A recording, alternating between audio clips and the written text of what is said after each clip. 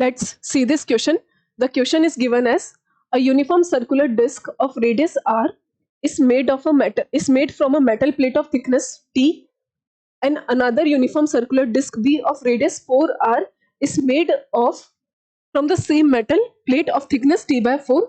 If equal torque acts on the disc A and B, initial both being at rest, at later instant the angular speed of point A on the rim of A and another point on the rim of B are omega A and omega B respectively, then we have omega A is greater than omega B. Option number B, omega A is equals to omega B. Option number C, omega A is less than omega B.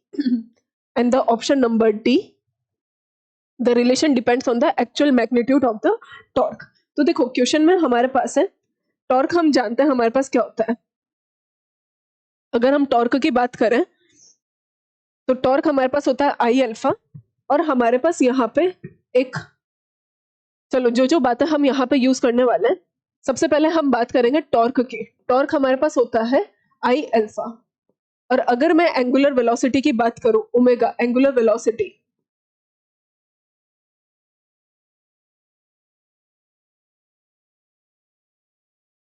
Angular velocity omega is equals to, omega किसके बराबर होता है हमारे पास, alpha into time. हम ऐसे ही बोलते हैं alpha is D omega by D T. तो हमारे पास यहां से ओमेगा कितना आ जाएगा, omega is equals to angular acceleration into time. बस इन्हीं बातों का हम इस्तेमाल करेंगे. तो चलो वन बाय वन हम देखते हैं क्या क्या पूछा गया है. एक यूनिफॉर्म सर्कुलर डिस्क ए है जिसकी रेडियस आर है, और वो किसी मेटल प्लेट से बनी हुई है जिसकी थिकनेस टी है. ठीक है, चलो देखो प्लेट ए. सबसे पहले हम किसकी बात करें, डिस्क ए. मेटल प्लेट दिया हुआ है शायद हमको, तो डिस्क ए ही बोला है. ठीक है, तो मान लो ये है हमारे पास डिस्क ए, और कुछ इस तरह से हमने डिस्क बना दिया.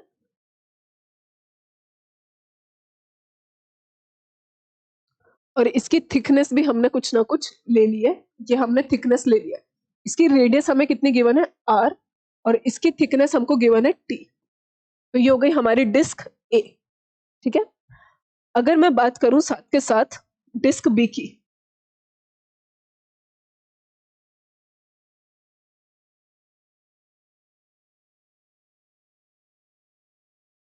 हम डिस्क बी की बात करते हैं. डिस्क बी जो है हमारे पास वो कुछ इस तरह से है.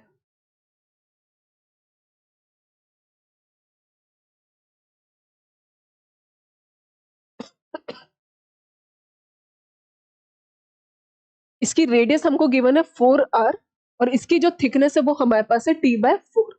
अच्छा, दोनों का मटेरियल सेम है, यानी कि वो सेम मेटल से बनी हुई है. हमें कैसे पता, हमें क्वेश्चन में गिवन है. कहां पर गिवन है हमको, is made from same metal.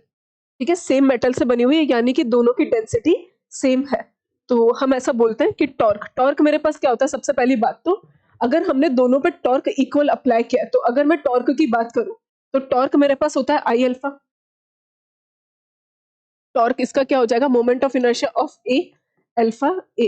इसके लिए टॉर्क हमारे पास क्या हो जाएगा, moment of inertia of B alpha B. क्योंकि हमारे पास दोनों का टॉर्क बराबर है, तो हम ऐसा बोल सकते हैं. यहाँ पे हम सारी बातें करते जाते हैं. टॉर्क दोनों का सेम है.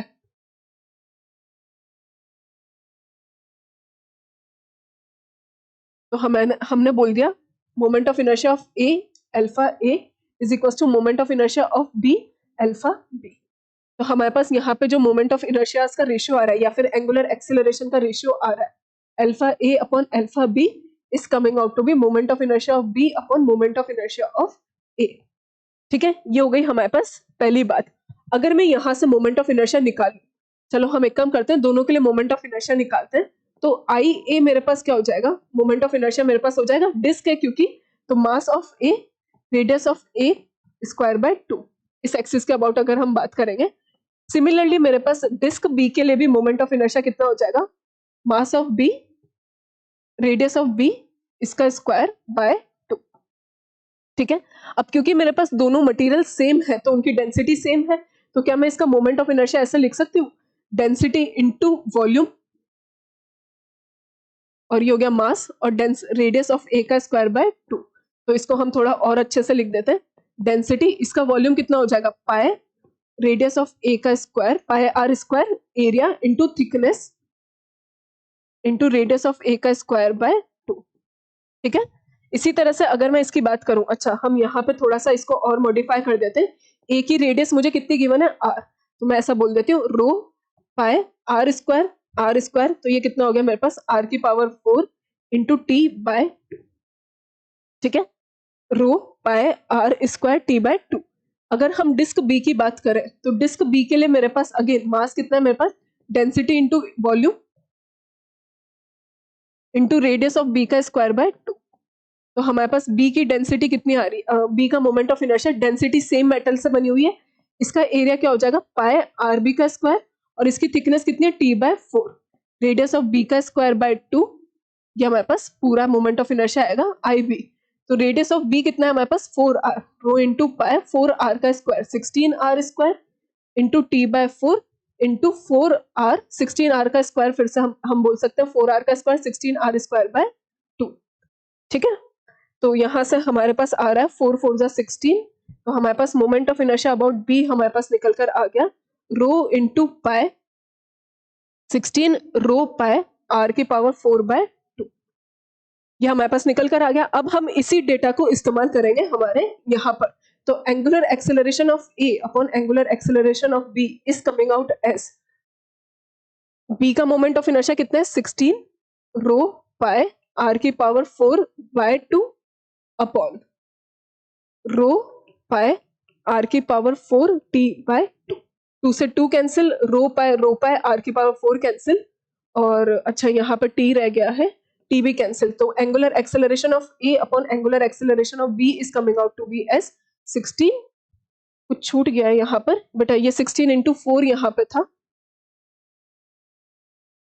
तो 16 इंटू 4 इज 64 अपॉन 1, यानी कि angular acceleration of A is equal to 64 times of angular acceleration of B, angular acceleration of A is greater than angular acceleration of B, हम ऐसा आराम से बोल सकते हैं। अच्छा, एक और बात हमारे पास यहाँ पर ये होती है कि एंगुलर एक्सेलरेशन हमारे पास क्या होता है, क्योंकि हमारे पास एंगुलर एक्सेलरेशन को हम बोलते हैं alpha is equal to omega T, sorry alpha is equal to omega by T, तो मैं ऐसा बोल सकती हूँ दोनों का एंगुलर एक्सेलरेशन हमारे पास आ गया, तो omega A upon T A is greater than omega B upon T B, दोनों का टाइम सेम मान लो कि सेम रोटेशन की हम बात कर रहे हैं, तो हमारे पास यहाँ पर हो जाएगा omega A is greater than omega B. तो करेक्ट ऑप्शन हमारे पास क्या होना चाहिए, correct option will be omega A is greater than option omega B, so the correct answer is omega A.